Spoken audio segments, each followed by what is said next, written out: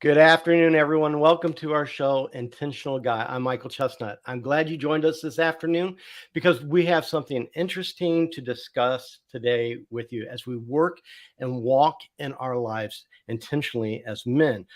With me today is Chris Bruno, author and counselor and speaker. And today we're going to talk about the journey of a man and what that kind of looks like. And Chris, thank you so much for joining us today. I'm excited about our conversation and where we're going to take it today. Absolutely, Michael. Thanks so much for having me on the show. It's great to be here. Well, one of the things going on in my life right now is I am about to be an empty nester. So our son is 18 now, actually turned 19 this week, and he's going into the military come October.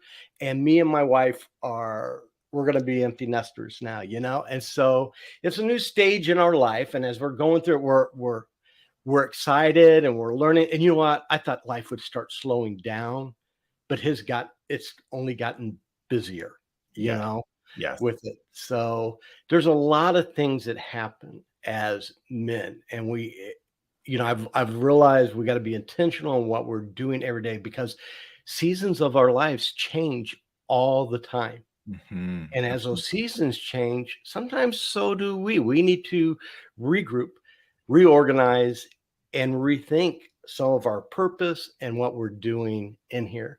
And I know that some of what you've been discussing and talking about, if you will, I'd kind of like to just hand it over. Maybe you give us a little segue into that.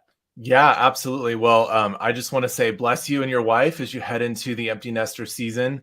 My wife and I, we are also in that same season, not quite as close as you are. We've got one more year till we're fully free of children. And I am telling you, like we love them dearly, of course, but we are ready for them to go. It has been 25 years of parenting, and we're kind of set for just us again. So bless you and all of that. I love what you just said. I think as men, often we feel like there is an arrival. Once you go from boy to man, then kind of who you are is who you are. And what you said about different seasons is we have to actually tool ourselves, train ourselves, and be prepared for the requirements of what the different seasons of a man's life are. What does life need from me now is different than what life needed from me 5 years ago. And we have to be really intentional about all that. So I love being here. I love talking about this. And, I feel like we have to address some things in our lives in order to really be tooled up and ready for it. Right. And one of my former guests that I just spoke to brought out a good point to me. It's not where we now let go of our kids and say, oh, we're done. And in fact, now we're on to another season of raising them, training them, and still being a part of their life, but in a totally different way. Totally different way. Yes. And I know it can be overwhelming. Just let's be honest, life can be overwhelming, and right now we're in a season where my dad is suffering with dementia and life has just been crazy. Mm-hmm. So one of the things I've learned this year, and I wish I would have learned this a long time ago, Chris, is to be so much more purpose driven, and goal oriented, and protecting things that I know that need to be protected, like my faith, like my family. And there's been times I've let things get in the way of that, but I've grown from them. Which is one of the things I like to teach my kids. It's not matter if you make a mistake or you fail. It's what do you do once you do with it? Yes. And do you keep making the same mistakes over? So I like guests like you that can kind of help us a little bit in our walk, because there's several seasons of our walk as men. And absolutely. And I think one of the key pieces is in the name of the show, intentional. That we can be busy and intentional, and it's very different than being busy and not intentional. Right. That flavor, that posture absolutely changes how we engage life. And so I feel like what I should have learned a long time ago was be more intentional in what I'm doing, have the have the wherewithal to sit down and think about what I'm going to be doing. What is my plan as I become a father, as I do these job changes, as I, engage as I engage my faith? What is my intentionality around it? So I love even just that word intentional. I think it makes such a difference. So where would you suggest we start in this journey, the journey of a man? I mean, well, we start where we're at.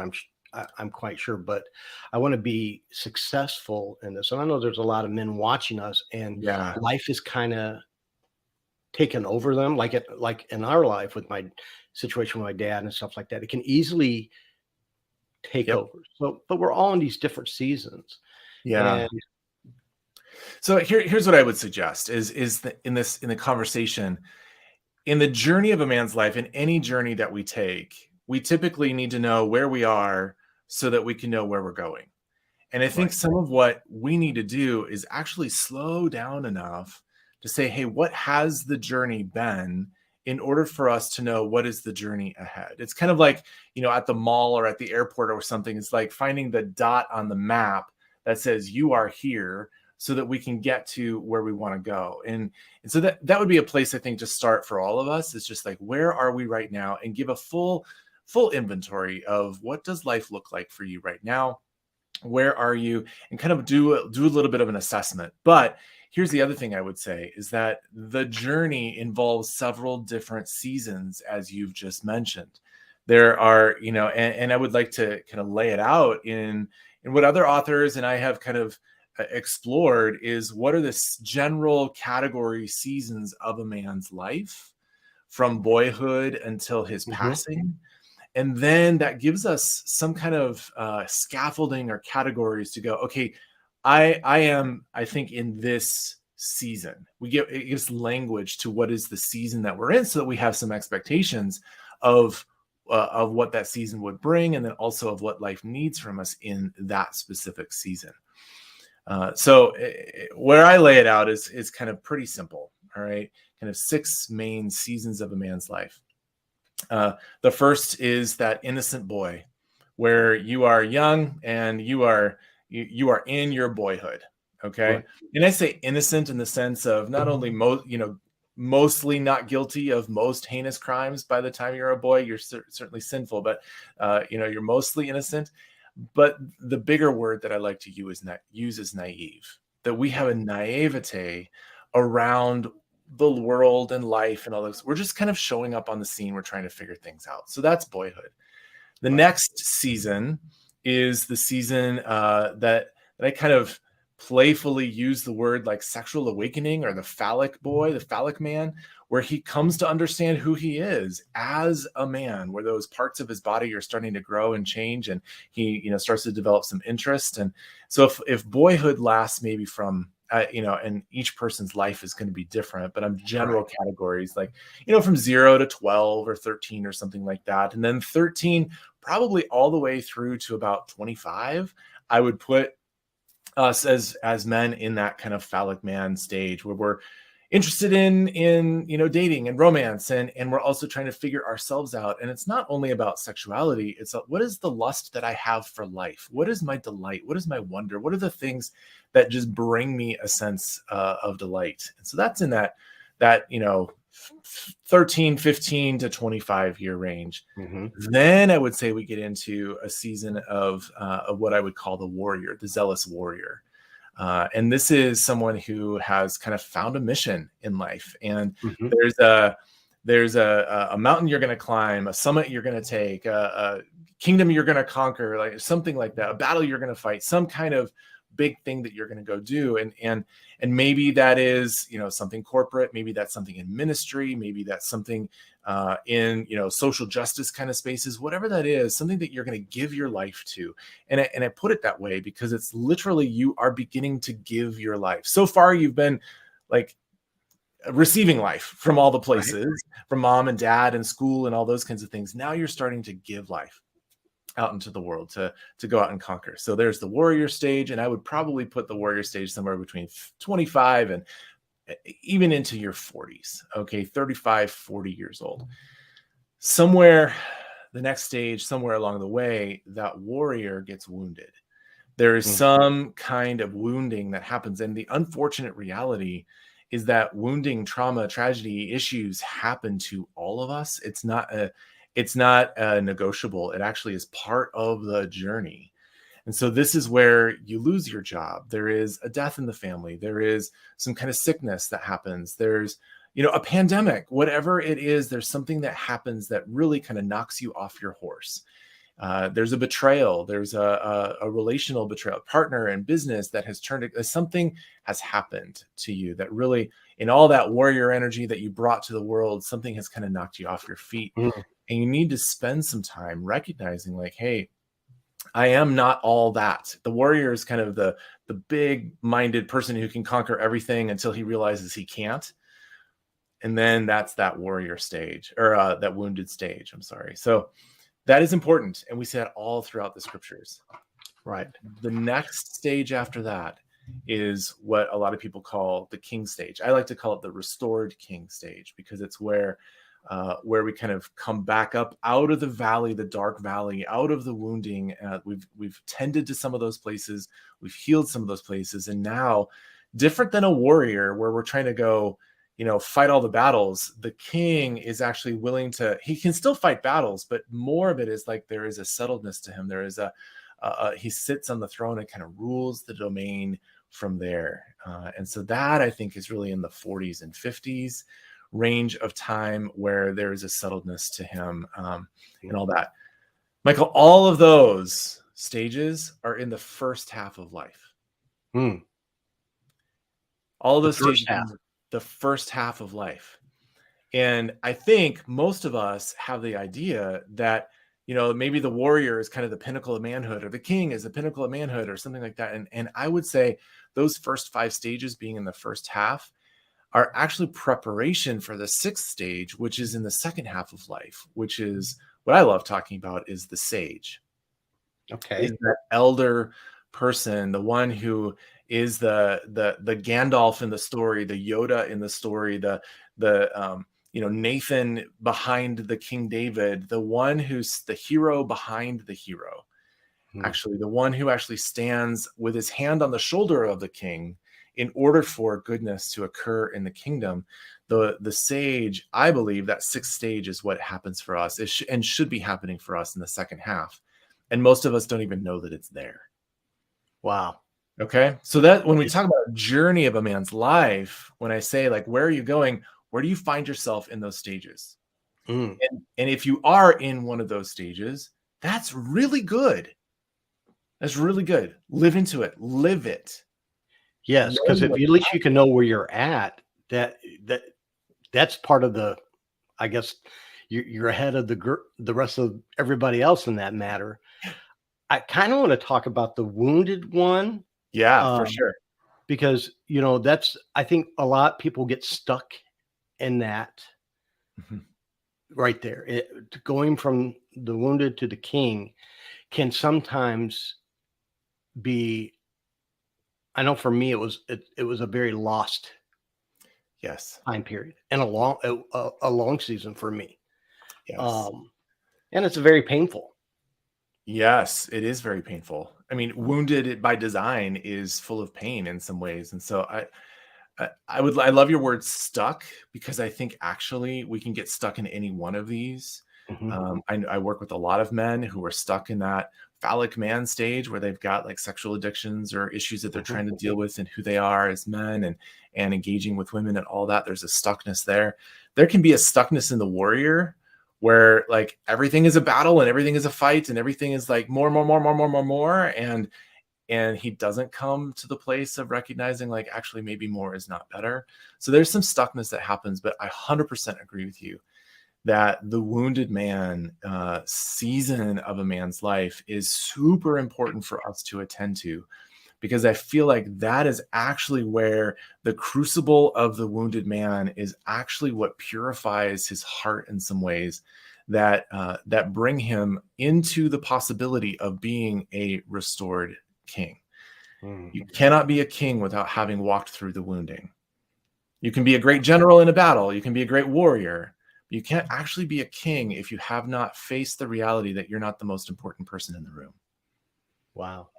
I So like it. that wounding issue is very important. And I think for a lot of us, like we stave it off. We try to keep it. I don't want to go through that. I don't want to have a loss.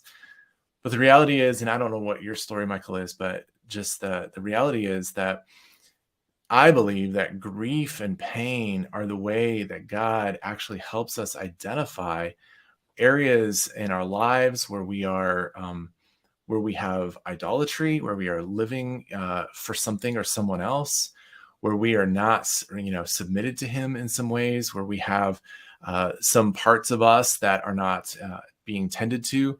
But then also, like, grief actually is God's gift to us to digest our painful experiences.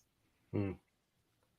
To walk through seasons of grief is actually important for us so that we have not just this mound of painful experiences that we walk through, but we are able to kind of digest them and incorporate and metabolize them, incorporate them into our being so that they don't rule us, but we have a sense of what they have for us. Wow.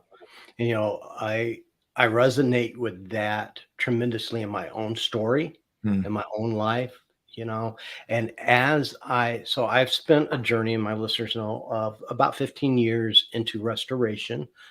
In the last 2 to 3 years, God has really uh, poured into me. God has really, I found that redemption side of God and the restoration part of it. But it was a long journey of being refined by Mhm. God. Um, and even now in it is a lot of grief too that I've noticed lately, because as some hurt relationships where I've sought forgiveness and is not forgiven, it's tough. But I have been coming to that journey where God is like, yes, it sucks that they have not forgiven you, Yes. but I have forgiven you. You Yes. are forgiven. Yes. And to walk in that is very humbling, but Mhm. very powerful too, Mhm. because Mhm. now I understand forgiveness so much better, Yeah. Yeah. you know. And It, and these are hard stages of life that everyone we go through that, and probably grieving through all of these stages in some ways. yeah.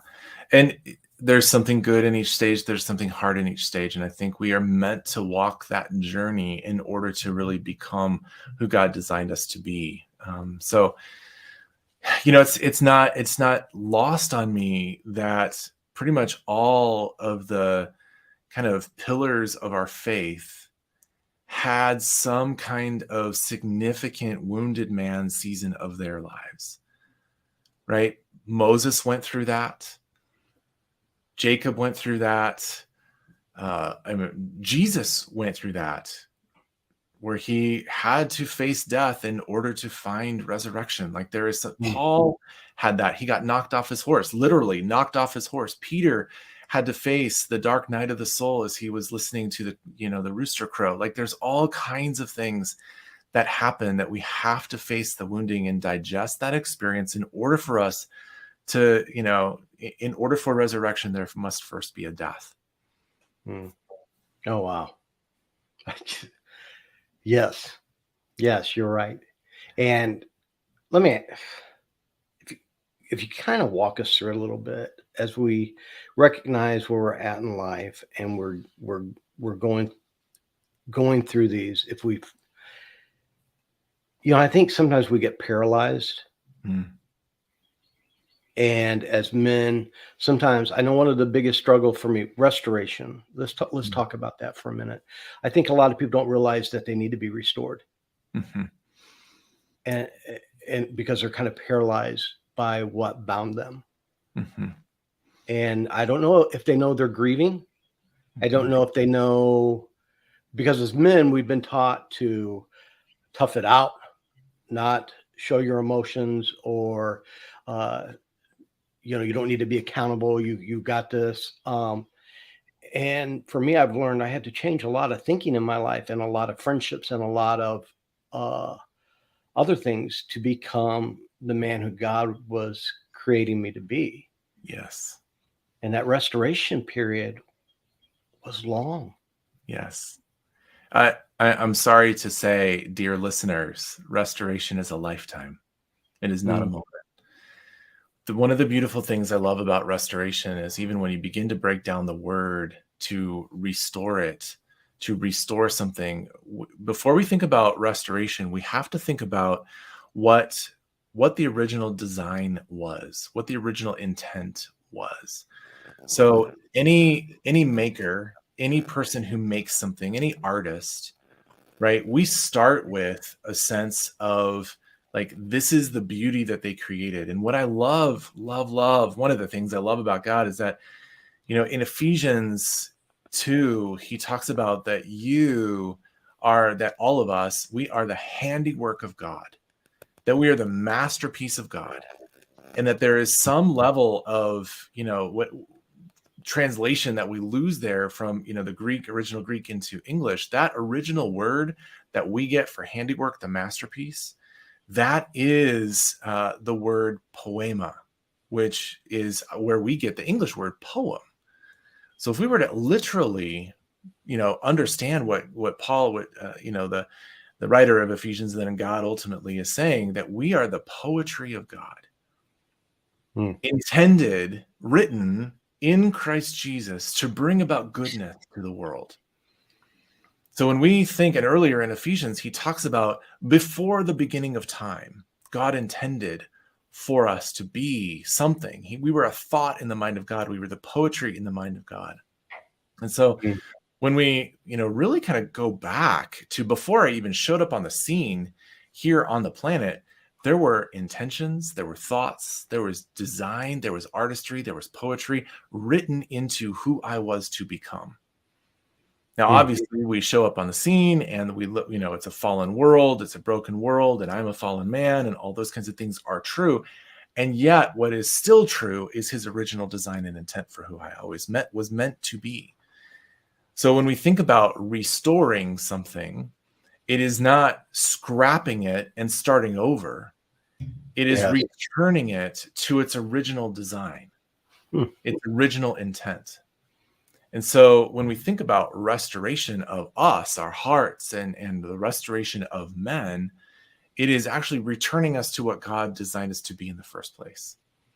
And restoring those things. Because I believe that in every one of us, there is the fingerprint of God, there is the divine image, there is the likeness of God, the image of God written into you and to me and everyone listening in a unique and beautiful way. And as a result, like who you are and how you image God in the world is different than how I image God in the world, and how the next guy is going to. And so as we restore one another, as we're part of that journey, as we are sharpening one another, it's not unto likeness and similarity. It is unto how am I unique and how are you unique, and what is God's unique design for me and God's unique design for you. Yes. That all of that is the kind of theological backdrop to the work that I love doing with people. Is it's not just, trying to get rid of your junk. It's trying to look behind the junk to the masterpiece that was always there. And what I love about that is we all have a story. Yes. And we have a powerful story inside of us because it's God's story. Yes. And the most freeing time, Chris, in my life was 2 years ago. I wrote a book on my life called Exposed. And my biggest fear was that people, if people knew who I was, they would not love me. They would not like me. Right. And so I had my restoration. Of course, restoration is kind of done in private, and because you're wounded, right? You're going through that stuff. But I had never seen any example of restoration in my life, even as a pastor's kid, to the level that I felt. And what I saw was people chastised, thrown away, which what I then identified as. Yes. But God said, you know what, since this is your fear. I'm going to expose you. And that's why I named the book Exposed. And I remember the moment I hit send on that book to be published, I had a couple hours of a panic attack. I'm not going to lie. Anxiety kind of overfilled me, but thank God for a great wife. But what freeing came as I started sharing my story. Yes. And realizing that my story was not unique to God and to others. Mm-hmm. And how now in my restoration, I'm understanding that verse, his grace is sufficient for me. Yeah. That when I'm weak, I'm strong, and I'm getting that now in this journey. But I would love to see other men understand that their story can be powerful. We don't have to hide from it. And I'm walking boldly in my story now. Instead of being ashamed and afraid of it, I want God to glorify in my infirmities. Is that how it goes? Yes. Yes. So, I love that. And I think you used the word ashamed. And I think shame is a significant factor in all of our lives that we have to actually tend to. And being exposed is one of the most terrifying things, I think, for most of us, for all of us, because of the presence of shame. I think we are all desperate to be found, but terrified of being seen. oh, wow. And so there's something about, like, I want someone to find me. I need, it is not good for me to be alone, not good for me to, as Adam and Eve did, hide in the bushes.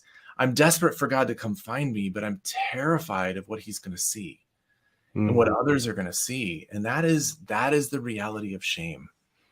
It and is. Restoration, the only thing I believe that actually eradicates shame is kindness.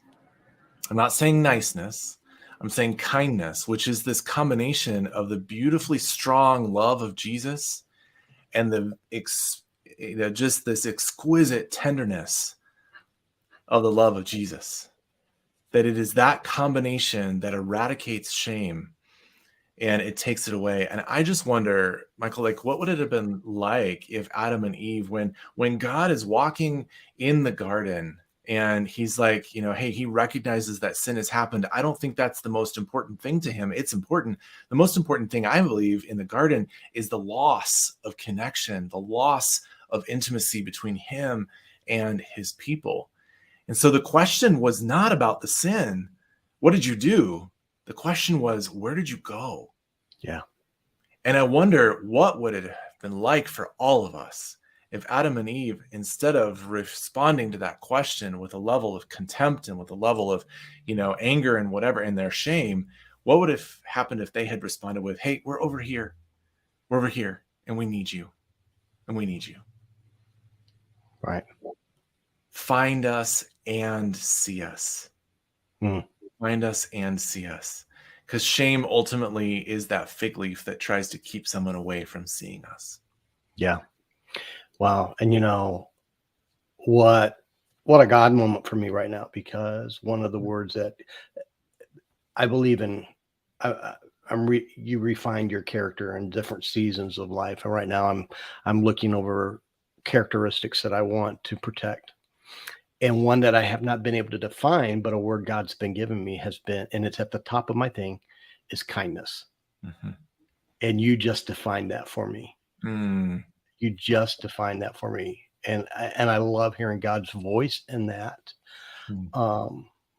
with it, because I think it was really unusual for me, because God had to take me from where I was at to a whole different, hundreds of miles away, to a different place, city, town, congregation, to rebuild my relationship with others and with him, so I could experience this kindness, that I could experience, I like to say, Jesus with skin on. And through this, I saw a whole new God, a whole new God than what I knew from before.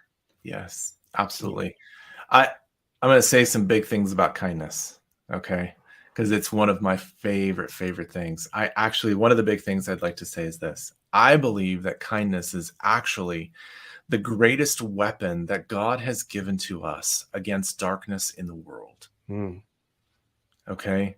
That it is the greatest weapon to stand against evil, to stand against shame, to stand against contempt. Just like what kindness does is it brings us into connection. It says, hey, I will not stand for this any longer. That strength, that power, I will not stand for this any longer. And I am not going to take your head off as we talk. Right? I'm going to be gentle and tender with you. And I see the interaction with Jesus with every single person is that kind of kindness, which is why I say it's not nice. It's not a nice thing. Nice is empty. It's a need, right? But kindness is this powerhouse that I feel like if we can bring kindness into the world, if we can be intentional guys who have kindness, then I believe everything in the whole world begins to shift. Second thing I'll say is that it is not obedience to God. It is not obedience to the law. It is not all those things that bring about his healing of us. Paul tells us in Romans that it is the kindness of God that leads us to repentance. It is kindness that leads us to relationship with God. It is the kindness that leads us back to him. It is not, literally the whole treatise of Romans is all about how the failure of the law to bring about repentance, and how no matter how stickler we are in following all the rules, it still will not bring us to the point of heartfelt change and transformation. Kindness, I believe, actually is the greatest weapon on earth. Wow. I love that. And I'm not so sure that a lot of us have experienced true kindness. No, unfortunately, but there's such great examples of it.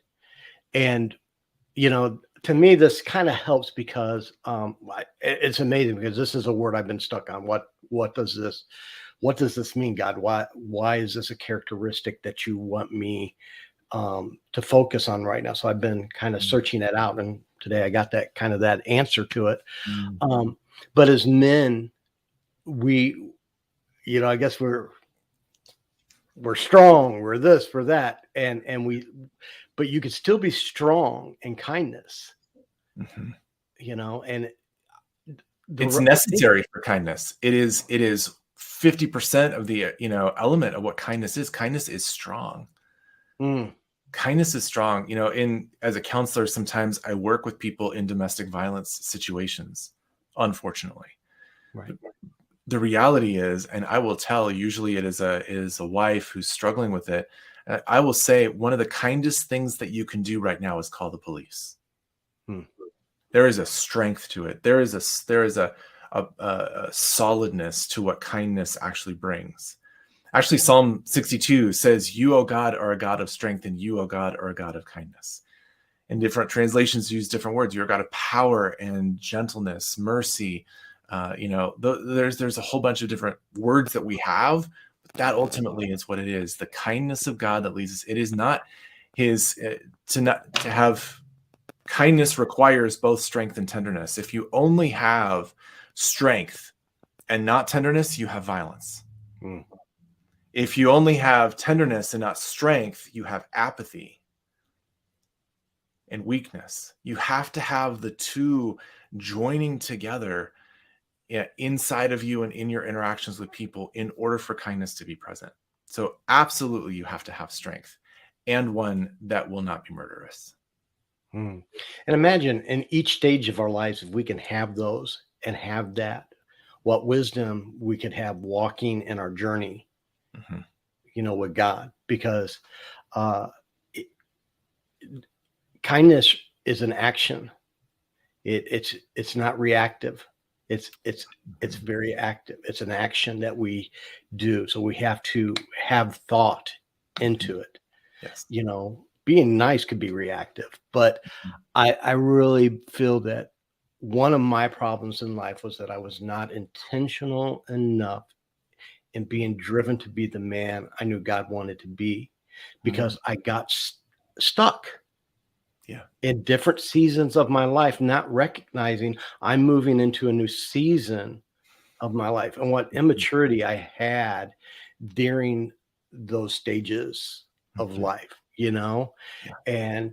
But as I look back, you know, I'm amazed at how God walked alongside of me. Yeah. And I'm praying for the unforgiveness in my life that's out there, you know, but I can't do nothing about that. But what I can do is I can forgive those who don't forgive me. And I love this kindness that God's given to me, because that's how I'm going to show God's strength in my life too, is through the kindness that I have towards others. Mhm. And you don't even have a clue. And even my listeners, I'm on my other book I'm writing right now, and I'm looking at forgiveness. What does restoration look like? And that it's called More Than a Picture, and it's going to be out at the end of the year. And I'm excited about that, and I'm excited. You know, as men, I love our journey. Mhm. I Yeah. love our journey. Yeah. It's, you know, when you can, and I guess I get it when you talk about in this next stage with the you know, I didn't realize this is the first part of of Mhm. our of our journey, and now that second part, the sage. um Very interesting. I look Yeah. forward to getting your book and reading that. uh Yeah, and this is where Michael, I feel like if we think about kindness, and you just used another great word, maturity. If we think about kindness and maturity, it is in the second half of our lives through the second passage, which I can unpack what I mean by even a passage. It is literally a rite of passage that we need to undertake in order to transition into being a sage. Not Mhm. every man becomes a sage. Every man becomes, you have to be intentional about it. So, but the thing that I love about the sage aspect of things is that if we are truly sages, we are beacons of kindness in our communities. We're beacons of kindness in our families, in the generations to come. It has a massive like ripple effect down the family tree line of there was a kind man who transformed who we, the family, are, and what that will look like for generations to come. Yeah. That's what I think a kind sage is. If there is one aspect of what a sage is, it is that he is a kind man, a kind and present man. Wow. Chris, this has been just restoring for me. Really, really great. Let me ask you, as before we close out and stuff today, though, can you tell us where can we get your books, and what books are we looking at that can help with men in these journeys? Yeah, absolutely. So both the books right now, and a third one will be out here in a couple of months, are on Amazon. So you can just search for Chris Bruno, and one of them is called Sage. And another one is called the Man Maker Project. The first one is about the intentional rites of passage journey that a father can lead his son through from boyhood into manhood. And then the second, which is why I call it the second passage. The first passage is that, boy into man. The second passage is man into sage. And so both of those can be found on Amazon. And then you can, if you're curious about, before you buy, you want to grab a chapter, go to restorationproject.net/first chapter. And the first chapter of all of my books are available for downloads. So just for free, go there, grab one of those, and you can read them before you even, hop on Amazon and buy it. Though I'd love you to buy it, but just, you get a sense of what you're going to get Right. into. Well, I'll make sure we put this in the description for you guys so that you can look at it. One thing that I fight with guys about, I was terrible at this myself, was reading. Yes. And then God has, now I'm working on another book, but I did not like to read. And I hear men today, well, I'm just not a reader. Well, if you want to do something powerful in your life and move forward, become a reader. Mhm. And there's some great life changing. So I have had some of the most life changing moments have been from some great books that I've read that have helped me in my journey. And to become unstuck, you got to do something. You can't Yes. keep doing the same thing over and over again, expect something different. We've got to do something that will be beneficial to us. And in the last 5 years, I've started reading, Mhm. and Yes. It's just been great. It's just been a great tool. Yes. So I really have been trying to encourage my listeners, read. I'm reading a book a week right now, because I love it. And for those guys that aren't readers, don't read a book, read a page, and then tomorrow read another page, and then the next day read one more page. Like if it feels daunting to have a book, just go ahead and read a page, because on every page you will get something. Yeah, for sure. When I grew up, I always called myself stupid. I didn't think I was smart enough to be this and that. And those were nothing but lies from the enemy. And once I got rid of some of those lies and just asked God, hey, God, show me in what I'm reading. And it's been great. So, well, Chris, listen, thank you so much for being here with us today on our show. And we'll make sure these are in your link. And guys, until next time, I'm just going to ask you to keep being intentional. We'll see you next week.